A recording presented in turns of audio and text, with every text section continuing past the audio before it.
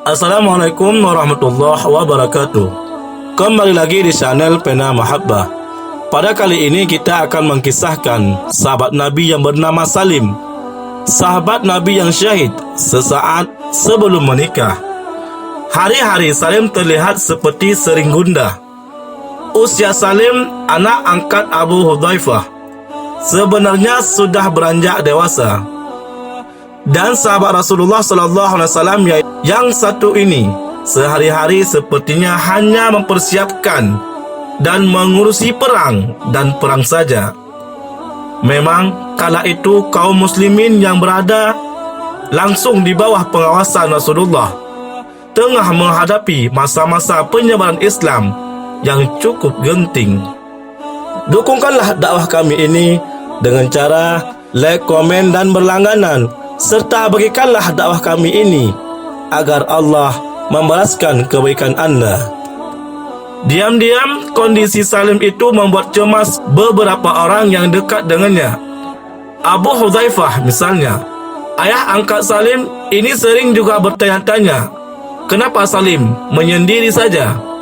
Ia kadang-kadang mengira-ngira mungkin kerana Salim bekas seorang budak belia, maka ia malu untuk menikah.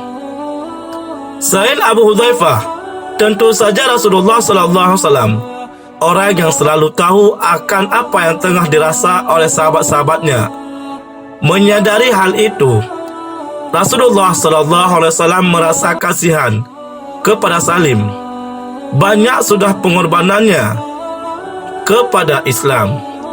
Rasulullah sudah membuktikan keteguhan Salim selama ini. Anak angkat Abu Hudzaifah itu langsung dididiknya, mengikutinya dari satu majlis ilmu ke majlis ilmu yang lainnya.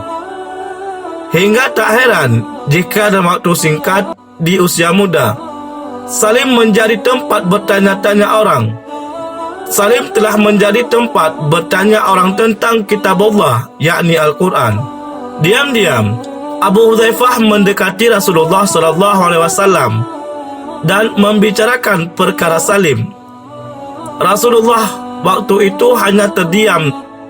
Adapun Abu Hudzaifah berniat menikahkan anak angkatnya itu dengan keponakannya Fatimah binti Walid bin Utbah.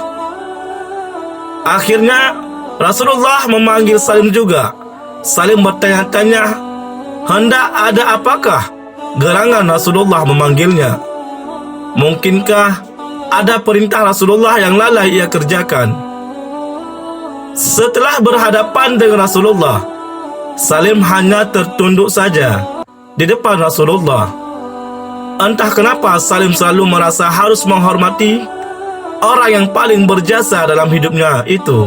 Ia seringkali teringat bahawa sebelum ia memasuki agama, orang di hadapannya itu, ia hanyalah seorang budak yang hina dina.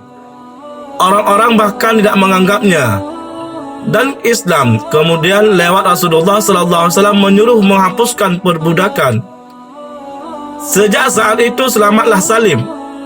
Bahkan setelah menjadi pengikut Rasulullah, Salim berubah menjadi orang yang dikenali banyak orang, disegani karena keluhuran ilmu agamanya. Harus selalu Rasulullah SAW yang memulai percakapan. Aku hendak bertanya kepadamu tentang sesuatu, ujar Rasulullah, memecahkan kesunyian yang ada di antara mereka. Salim mendekati mendongak. Ia melihat betapa teduhnya wajah pembimbingnya itu, penuh kasih, penuh bijak, dan selalu mengerti siapa saja orang di hadapannya. Ada apakah ya Rasulullah? Rasul tersenyum sebentar. Tidak ada apa-apa, hanya Salim. Apakah engkau tidak ingin menikah? Salim terdiam. Sesungguhnya ia cukup terkejut karena ternyata Rasulullah mengetahui apa yang selama ini menjadikan kegundahan hatinya.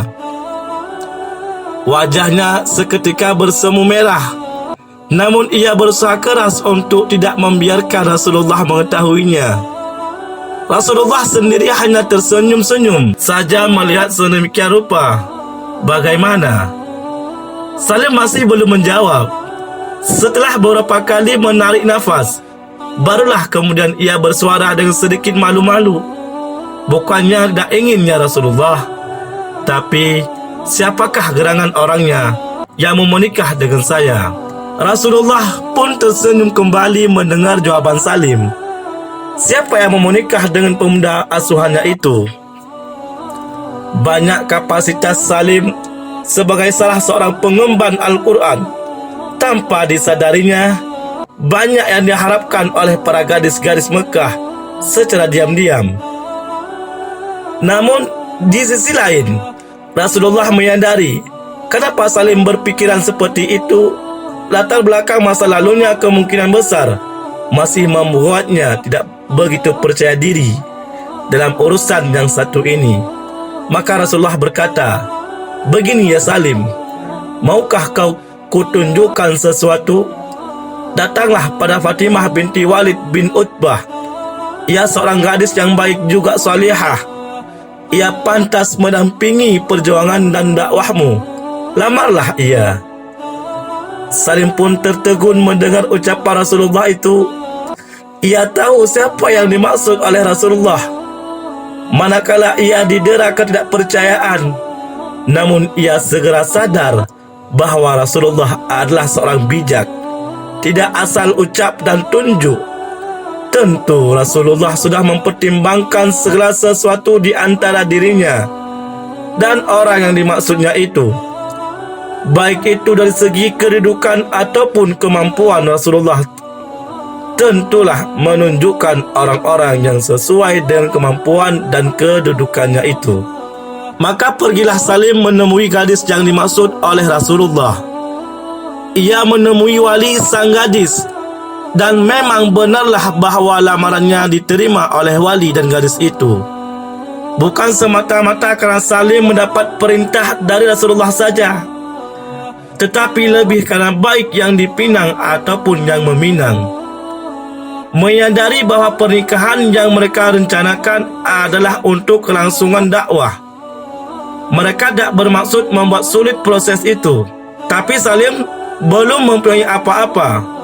Bergegaslah ia ke pasar, membeli segala keperluan yang ia perlukan dalam pernikahannya nanti. Salim memang telah mempersiapkan segala sesuatunya.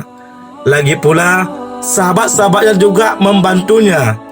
Namun belum sampai ia di rumah, tiba-tiba terdengar panggilan jihad.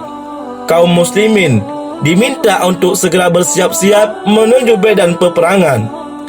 Salim tanpa banyak pikir, segera menjadi orang pertama yang berada dalam barisan perang.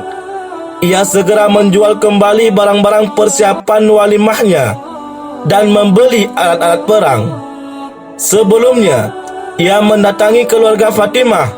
Ia mengatakan, "Aku bukannya tidak menghormati bakal pernikahan kita, tetapi saat ini Islam membutuhkan pengorbanan kita. Jika aku kembali, insya Allah aku akan meneruskan apa-apa yang ada di antara kita." Fatimah tidak berkata apa-apa. Ia melepaskan ikhlas kepergian Salim. Ia menunggu. Namun ternyata Salim gugur di medan peperangan. Gugur bersama ayah angkatnya, yaitu Abu Hudzaifah. Mereka syahid. Namun tiada kegundahan yang terbaca di wajah para syuhada itu. Salim memang belum bertemu dengan Fatimah, tetapi saat itu ia tengah ditunggu-tunggu oleh para bidadari di dalam syurga. Wallahu a'lam bissawab. Wassalamualaikum warahmatullahi wabarakatuh.